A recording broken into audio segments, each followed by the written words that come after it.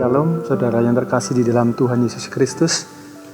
Saya Beni dan bersama istri Siska, anak saya tersedak agar-agar di leher sampai nggak bisa bernafas lagi. Dari itu saya sangat terpukul dan saya mengalami down yang begitu hebat dan saya frustasi sampai stres. Apa yang kami alami yang tidak terduga, anak itu dipanggil Tuhan. Keadaan mereka semakin kacau, namun demikian mereka tetap berusaha untuk punya keturunan lagi. Jadi rumah tangga kami emang dulu itu nggak punya apa-apa. Sampai saya pernah tinggal di gudang, suami saya ngalami sakitan 2 tahun, masuk rumah sakit itu 8 kali. Selama 2 tahun juga saya 2 kali keguguran. Saya udah angkat tangan sama suami, saya nggak punya apa-apa, saya benar-benar angkat tangan sama Tuhan. Kami sudah berusaha melalui apapun, dari medis, dari tukang urut, dari yang mbah pijet apa itu yang sudah. Jadi sampai uang kami habis. Saya punya customer dan dia menganjurkan saya untuk bergereja di GBI Keluarga Allah. Waktu saya bergereja dan saya mendengarkan khotbah Pak Ubaja, benar-benar saya merasakan sentuhan di hati saya dijamah. Waktu itu saya mendapat rema bahwa kita mengalami hal-hal yang negatif ataupun dengan hati yang remuk pun kita harus berkata-kata dengan positif dan kita harus bangkit.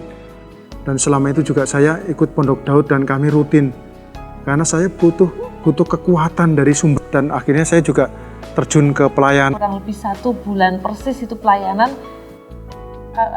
Saya telat 1 hari, langsung suami saya cepet-cepet beli tes kehamilan, hasilnya positif, langsung malamnya saya ke dokter dan dinyatakan benar positif. Pada saat itu juga trauma saya datang, karena sebelumnya saya sudah 2 kali keguguran, jadi saya juga takut nanti bisa-bisa takutnya keguguran. Setiap hari kami ke Pondok Daud. Pada saat anak saya umur 1 tahun 3 bulan yang besar, saya dikaruniakan lagi keturunan. Buat yang kedua saya dapat bonus, anak yang kedua saya cowok. Saya sempat mengamat-ngamatin, ini sama yang anak yang pertama kok beda, wajahnya agak lebih pucat. Saya minta dokter untuk di lab aja, dicek. Ternyata anak saya mengalami jantung kebocoran 3 lubang. Dokter bilang, Pak, ini harus operasi. Waktu saya anak saya Jonathan yang kedua itu kontrol ke Surabaya, itu umur 10 bulan. Dokternya bilang bulan depan harus dioperasi. Saya iseng tanya, jumlah operasi itu berapa, Dok? 100, dia bilang gitu. Kan 100 nggak mungkin 100.000, pasti 100 juta. Dan saya bayangin, dalam waktu 1 bulan uang 100 juta itu dari mana? Dokternya menjelaskan kalau operasi ini belum tentu sembuh ya Bu.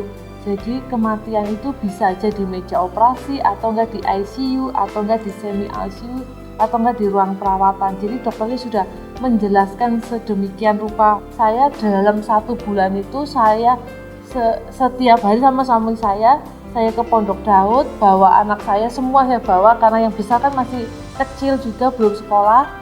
Jadi yang kecil digendong papanya, akhirnya gendong saya. Kami ke Pondok Daud, benar-benar kami bersujud, kami tersyukur, kami pasrah, ini Tuhan, ini anakmu.